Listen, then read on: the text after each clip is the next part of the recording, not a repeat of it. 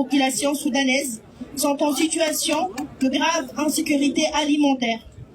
Au camp de Zamzam, situé dans la région du Darfour, près de 500 000 personnes luttent quotidiennement contre la famine, survivant dans des conditions humaines insalubres et sont en situation de désespoir. Les infrastructures essentielles, comme par exemple les hôpitaux et les camps de réfugiés, ont été transformés en cibles militaires par l'armée soudanaise. L'aide humanitaire est constamment entravée, tandis que les stocks de nourriture et de médicaments sont régulièrement pillés. À cela s'ajoutent les violences, les vols et le banditisme qui sont devenus la norme dans cette situation.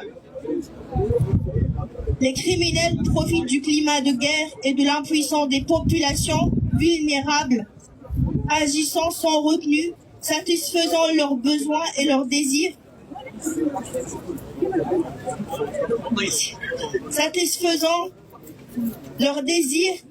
de la manière la plus illégitime et cruelle qui soit, sans crainte de représailles.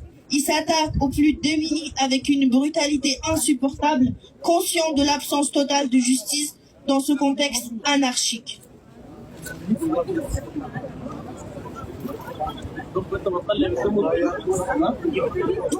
Le général Abdel Fattah al-Burhan incarne l'injustice, le racisme et la brutalité qui ravagent aujourd'hui le Soudan.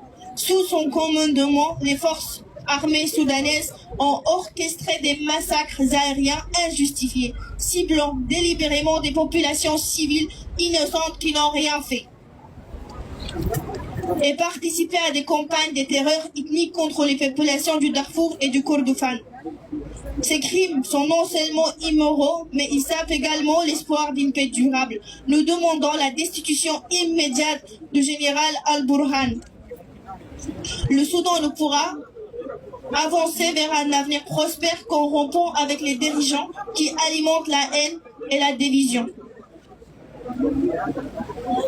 Le Soudan, malgré la gravité de la crise qu'il entrave, reste un symbole d'espoir et de résilience.